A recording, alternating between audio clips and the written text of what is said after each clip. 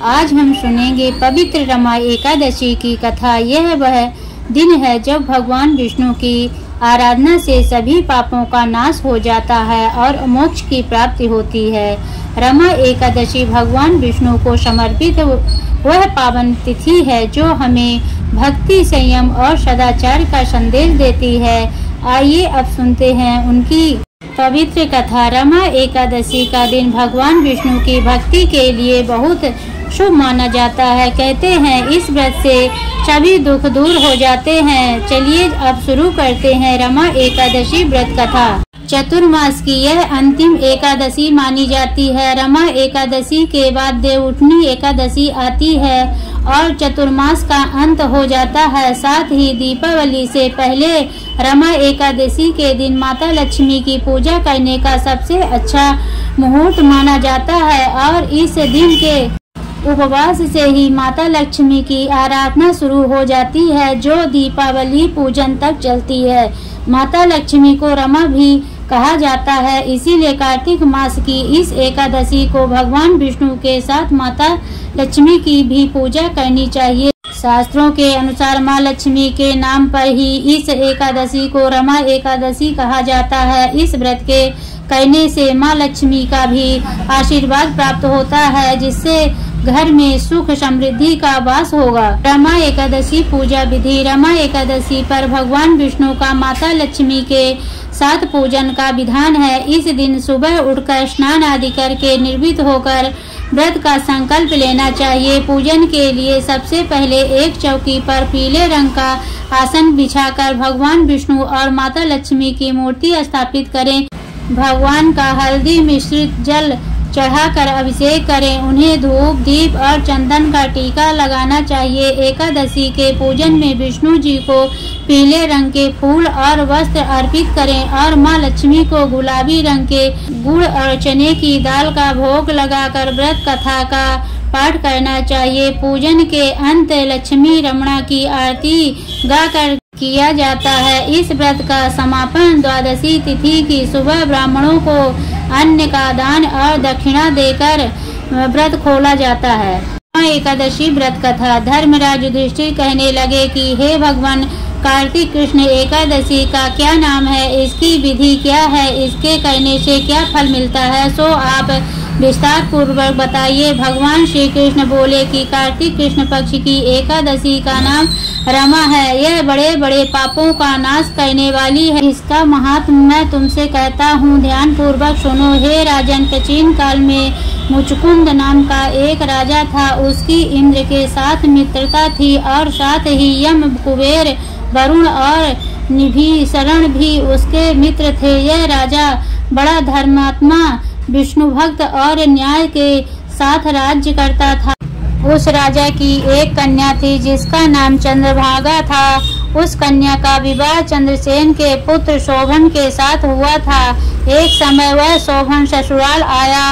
उन्हीं दिनों जल्दी ही पुण्यदायिनी एकादशी रमा भी आने वाली थी। जब व्रत का दिन समीप आ गया तो चंद्रभागा के मन में अत्यंत सोच उत्पन्न हुआ कि मेरे पति अत्यंत दुर्बल हैं और मेरे पिता की आज्ञा अति कठोर है। दशमी को राजा ने ढोल बजाकर सारे राज्य में यह घोषणा करवा दी कि एकादशी को भोजन नहीं करना चाहिए। ढोल की घोषणा सुनते ही शोभन को अत्यंत चिंता हुई और अपनी पत्नी से कहा कि हे प्रिय, अब क्या करना चाहिए? मैं किसी प्रकार भी भूख सहन नहीं कर सकूंगा। ऐसा उपाय बतलाओ कि जिससे मेरे प्राण बच सकें, अन्यथा मेरे प्राण अवश्य चले जाएंगे। चंद्रभागा कहने लगी कि हे स्वामी, मेरे पिता के राज में एकादशी के दिन कोई भी भोजन नहीं करता।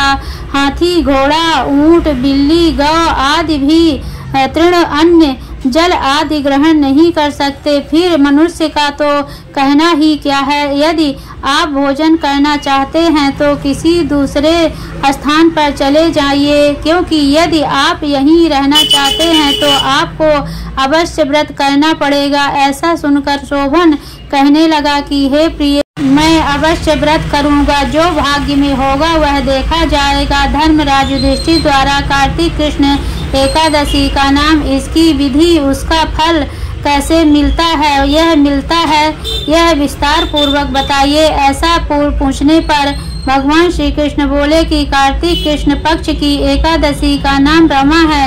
यह बड़े बड़े पापों का नाश करने वाली है। इस प्रकार से विचार कर शोभन ने व्रत रख लिया और वह भूख व प्यास के अत्यंत पीड़ित होने लगा। जब सूर्य नारायण अस्त हो गए और रात्रि को जागरण का समय आया तो वैष्णवों को अत्यंत हर्ष देने वाला था, परंतु शोभन के लिए अत्यंत दुखदायी हुआ। यह प्रातः होते शोभन के प्राण निकल गए। तब राजा ने सुगंधित काष्ठ से उसका दाह संस्कार करवाया, परंतु चंद्रभागा ने अपने पिता की आज्ञा से अपने शरीर को दग्ध नहीं किया और शोभन की अंत्येष्टि क्रिया के बाद अपने पिता के घर में ही रहने लगी। रमा एकादशी के प्रभाव से शोभन को मंद्राचल पर्वत पर धन धान्य से युक्त तथा शत्रुओं से रहित एक सुंदर देवीपुर प्राप्त हुआ। वह अत्यंत सुंदर रत्न और वैदुर्य मणि, जटिल स्वर्ण के खंभों पर निर्मित अनेक प्रकार की स्फटिक मणियों से सुशोभित, भगवान में बहुमूल्य वस्त्राभूषणों तथा छत्र व चवर से सुशोभित, गंधर्व और अप्सराओं से युक्त सिंहासन पर आरूढ़ ऐसा शोभायमान होता था मानो दूसरा इंद्र विराजमान हो। एक समय मुचकुंद नगर में रहने वाले एक सोम शर्मा नामक ब्राह्मण तीर्थ यात्रा करता हुआ घूमता घूमता उधर जा निकला और उसने शोभन को पहचान कर यह तो राजा का जमाई शोभन है, उसके निकट गया। शोभन भी उसे पहचान कर अपने आसन से उठकर उसके पास आया और प्रणाम आदि करके कुशल प्रश्न किया। ब्राह्मण ने कहा कि राजा मुचकुंद और आपकी पत्नी कुशल से हैं, नगर में भी सब प्रकार से कुशल हैं, परंतु ये राजन हमें आश्चर्य हो रहा है। आप अपना वृत्तांत कहिए कि ऐसा सुंदर नगर जो न कभी देखा न सुना आपको कैसे प्राप्त हुआ। तब शोभन बोला कि कार्तिक कृष्ण की रमा एकादशी का व्रत करने से मुझे यह नगर प्राप्त हुआ, परंतु यह अस्थिर है, यह स्थिर हो जाए ऐसा उपाय कीजिए। ब्राह्मण कहने लगा कि हे राजन, यह स्थिर क्यों नहीं है और कैसे स्थिर हो सकता है, आप बताइए, फिर मैं अवश्य में यह उपाय करूंगा। मेरी इस बात को आप मिथ्या ना समझिए। शोभन ने कहा कि मैंने इस व्रत को श्रद्धा रहित होकर किया है, अतः यह सब कुछ अस्थिर है। यदि आप मुचकुंद की कन्या चंद्रभागा को यह सब वृत्तांत कहें तो वह स्थिर हो सकता है। ऐसा सुनकर उस श्रेष्ठ ब्राह्मण ने अपने नगर लौटकर चंद्रभागा से सब कुछ वृत्तांत कह सुनाया। ब्राह्मण के वचन सुनकर चंद्रभागा बड़ी प्रसन्नता से ब्राह्मण से कहने लगी कि हे ब्राह्मण, ये सब बातें अपने प्रत्यक्ष देखी है, यह स्वप्न की बातें कर रहे हैं। ब्राह्मण कहने लगा कि हे पुत्री, मैंने महावन में तुम्हारे पति को प्रत्यक्ष देखा है, सब ही किसी से विजय न हो ऐसा देवताओं के नगर के समान उनका नगर भी देखा है। उन्होंने यह भी कहा कि यह स्थिर नहीं है, जिस प्रकार वह स्थिर रह सके सो उपाय करना चाहिए।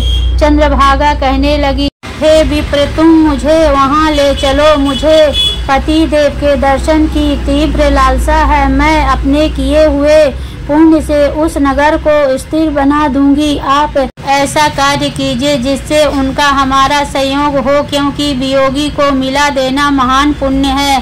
सोम शर्मा यह बात सुनकर चंद्रभागा को लेकर मंदराचल पर्वत के समीप वामदेव ऋषि के आश्रम पर गया। वामदेव जी ने सारी बात सुनाकर वेद मंत्रों के उच्चारण से चंद्रभागा का अभिषेक कर दिया। तब ऋषि के मंत्र के प्रभाव और एकादशी व्रत के चंद्रभागा का शरीर दिव्य हो गया और वह दिव्य गति को प्राप्त हुई। इसके बाद बड़ी प्रसन्नता के साथ अपने पति के निकट गई। अपनी प्रिय पत्नी को आते देखकर शोभन अति प्रसन्न हुआ और उसे बुलाकर अपनी बाईं तरफ बिठा लिया। चंद्रभागा कहने लगी कि हे प्राणनाथ, आप मेरे पुण्य को ग्रहण कीजिए। अपने पिता के घर जब मैं 8 वर्ष की थी तब से विधि पूर्वक एकादशी व्रत को श्रद्धा पूर्वक करती आ रही हूँ। इस पुण्य के प्रताप से आपका यह नगर स्थित हो जाएगा तथा समस्त कर्मों से युक्त होकर प्रलय के अंत तक रहेगा। इस प्रकार चंद्रभागा ने दिव्य आभूषणों और वस्त्रों से सुसज्जित होकर अपने पति के साथ आनंद पूर्वक रहने लगी। हे राजन, यह मैंने रमा एकादशी का महात्म्य कहा है। जो मनुष्य इस व्रत को करते हैं उनके ब्रह्म हत्या आदि समस्त पाप नष्ट हो जाते हैं। कृष्ण पक्ष और शुक्ल पक्ष दोनों की एकादशियां समान हैं, उनमें कोई भेदभाव नहीं है, दोनों समान फल देती हैं। जो मनुष्य इस महात्म्य को पढ़ते अथवा सुनते हैं वे समस्त पापों से छूटकर विष्णु लोक को प्राप्त होते हैं।